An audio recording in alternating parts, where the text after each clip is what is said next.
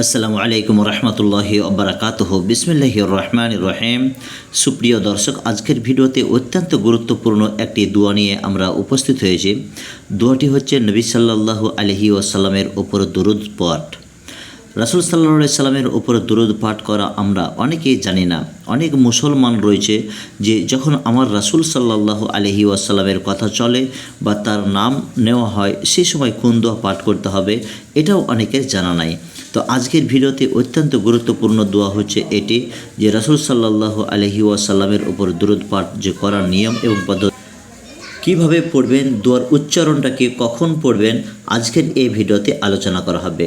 সুপ্রিয় দর্শক, যখন রাসূলের নাম আসবে আপনার অন্তর কিন্তু কেঁপে ওঠার দরকার। জি, যখনই আপনার রাসূল সাল্লাল্লাহু আলাইহি ওয়াসাল্লামের নাম শুনবেন কিংবা রাসূলের কথা আপনার মনে পড়বে, সে সময় অবশ্যই এই দুরূদ শরীফ আপনাকে পাঠ করতে হবে। নবী সাল্লাল্লাহু আলাইহি ওয়াসাল্লামের ওপর দুরূদ পাঠ আপনার অন্তরের অনেক খাবার যোগাবে এবং রাসূল সাল্লাল্লাহু আলাইহি ওয়াসাল্লাম আরশে নিচে আপনার জন্য শাফায়াত করবেন ইনশাআল্লাহ। তো চলুন আমরা এই দোয়াটি পাঠ করি। নবী করিম সাল্লাল্লাহু আলাইহি ওয়াসাল্লামের ওপর দরুদ পাঠ। আল্লাহুম্মা সাল্লি আলা মুহাম্মাদি ওয়া আলা আলি মুহাম্মাদিন কামা সাল্লাইতা আলা ইব্রাহিমা ওয়া আলা আলি ইব্রাহিমা ইন্নাকা হামিদুম মাজিদ।